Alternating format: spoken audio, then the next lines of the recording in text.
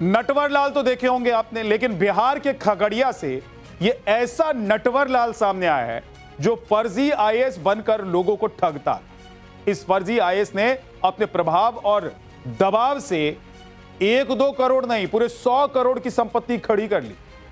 हैरानी तो इस बात की है कि ये खुद को देश के राष्ट्रीय सुरक्षा सलाहकार अजीत डोभाल का अंडरकवर एजेंट भी बताता था।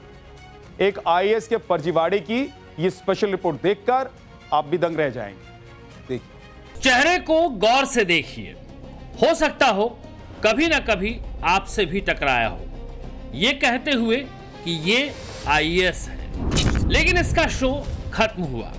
ठगी, धोखाधड़ी और जालसाजी का जितना जाल इसने बिछाया था, सारा जाल जड़ सहित पुलिस ने उठा लिया। इस देश में, दुनिया में नटवर लालों की कमी नहीं, लेकिन ये नटवर लाल तो हाईएस्ट डिग्री का निकला।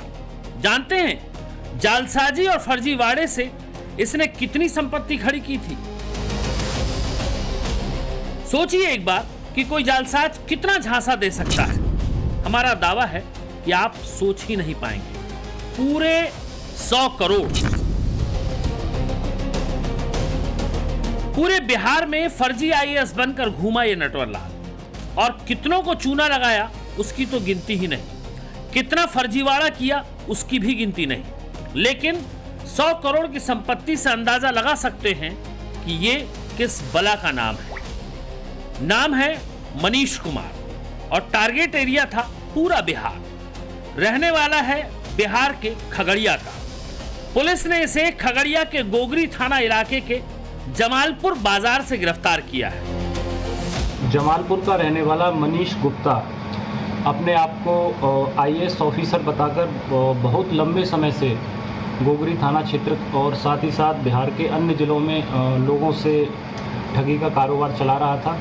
इसके अलावा ये अपनी जो प्राइवेट गाड़ियां हैं उन पर आईएएस का बोर्ड लगाकर या गवर्नमेंट ऑफ इंडिया का बोर्ड लगाकर समाज में दहशत फैलाता था और दबंगई पैदा करता था। और इसके द्वारा बताया गया है कि ये सेंट्रल जो केंद्रीय सतर्कता आयोग है उसका ये कार्ड अपने को दिखा रहा था। हिम्मत की दाद देनी होगी। भारत सरकार की प्लेट लगाकर फर्जी आईएएस मनीष कुमार खुद को केंद्रीय सतर्कता आयोग का अधिकारी बताकर लूट मचा रहा था। इतना ही नहीं, इसने खुद को देश के जाने माने राष्ट्रीय सुरक्षा सलाहकार अजीत डोभाल का अंडर कवर एजेंट भी बता रखा था। जब इससे इंटरोगेशन की गई तो इसके द्वारा बताया गया कि वो भारतीय सुरक्षा प्रमुख श्री अजीत डोभाल के अंडर कवर एजेंट के रूप में भी काम करता है। जो सारी चीज़ें इसकी प्रथम दृष्टया फर्जी पाई गई हैं, वो इसका जो आइडेंटिटी कार्ड है जिस पर आईएएस ऑफिसर लिखा हुआ है उसको जब्त किया गया है। इंपोर्टेड विदेशी ब्रांड की शराब तो इस फर्जी आईएएस के अय्यासी की बानगी है। इसके पास से टेस्ला कार भी मिली है जिसकी बाजार में कीमत तकरीबन 60 से 70 लाख रुपए है। इसके अलावा टाटा सफारी कार भी है। वहीं एप्पल कंपनी के 5 सेट मोबाइल भी इसके पास से मिले हैं। विभिन्न कंपनियों उसके बैंकों के इसके पास से 20 क्रेडिट कार्ड बरामद किए गए हैं, 8 डेबिट कार्ड, 4 चेकबुक बरामद की गई है। इसके अलावा बहुत सारे सामान इसके यहाँ से बरामद किए गए हैं जो आपको इसमें डिटेल में प्रेस रिलीज में मिल जाएंगे। और इसकी जो प्रॉपर्टी है उस पर हम लोग उसका मूल्यांकन कर रहे हैं, जिसमें जो स्पेशलाइज एजेंसी है विशेषकर ईओयू आर्थिक अपराध इकाई बिहार सरकार, उसकी भी हम लोग मदद लेंगे, क्योंकि मामला न सिर्फ फाइनेंशियल फ्रॉड से जुड़ा हुआ है बल्कि लोगों को गुमराह करना, आईएएस बताकर अपने आप को लोगों में दहशत फैलाना, दबंगई करना, उससे भी ये जुड़ा हुआ है। फर्जी आईएएस मनीष कुमार के पास से पुलिस ने छानबीन में 20 क्रेडिट कार्ड, 4 बैंक के अलग अलग पासबुक भी बरामद किए हैं। पुलिस का कहना है कि मामला संगीन है, लिहाजा जांच में सहयोग के लिए आर्थिक अपराध इकाई की भी मदद ली जाएगी। 70 के आखिरी के दशक की एक फिल्म थी, शायद देखी भी हो आपने, सदी के महानायक अमिताभ बच्चन की।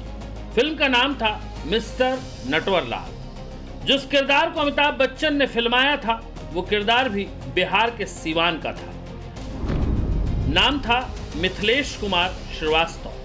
भारत के सबसे मशहूर और शातिर ठगों में से एक था नटवरलाल उर्फ मिथिलेश श्रीवास्तव। 1912 में बिहार के सीवान के बांगरा गांव में पैदा हुए मिथिलेश कुमार श्रीवास्तव ने बचपन में अपने पिता से ही फर्जीवाड़ा कर दिया। बताया जाता है कि उनके पिता रेलवे में स्टेशन मास्टर थे। तब बेटे नटवरलाल ने बैंक ड्राफ्ट में फर्जी हस्ताक्षर करके बैंक से पैसे निकाल लिए थे। पता चला तो नटवरलाल घर छोड़कर भाग गया और कोलकाता में कॉमर्स की पढ़ाई की और स्टॉक ब्रोकर बन गया। लेकिन फर्जी हस्ताक्षर से चेक और दस्तावेज बनाने में नटवरलाल इतना माहिर हो गया कि उसने 50 से ज्यादा फर्जी नाम और पहचान का इस्तेमाल करके लोगों को खूब ठगा।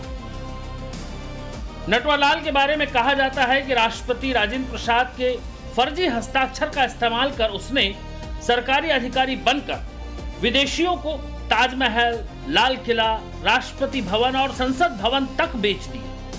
लेकिन जालसाजों की कमी नहीं। बीते 10 सालों में अगर देखें तो ऐसे दर्जनों फर्जीवाड़े सामने आए, जिसमें साइबर फ्रॉड, फर्जी निवेश, डिजिटल अरेस्ट, बड़े कारपोरेट और बैंक के फ्रॉड केस हैं, जिनमें 34,615 करोड़ का DHFL यानी दीवान हाउसिंग फाइनेंस स्कैम है। 22,842 करोड़ का ABG शिपयार्ड फ्रॉड है, जिसमें तकरीबन 28 बैंकों को ठगने का आरोप लगा। 13,000 करोड़ का PNB घोटाला है, जिसमें नीरव मोदी और उनके मामा मेहुल चौकसी ने पंजाब नेशनल बैंक के अधिकारियों के साथ मिलकर फर्जीवाड़ा किया। लेकिन खगड़िया का फर्जी IAS भी कम नहीं, जिसने जाने कितने लोगों को ठगी और जालसाजी में फंसाकर 100 करोड़ कमा लिए। हालांकि अभी तो इस फर्जी IAS की गिरफ्तारी हुई है, पूरी कुंडली खुलना अभी बाकी है। जांच के बाद जाने और क्या क्या सामने आए। ब्यूरो रिपोर्ट, टाइम्स नाउ, नव भारत।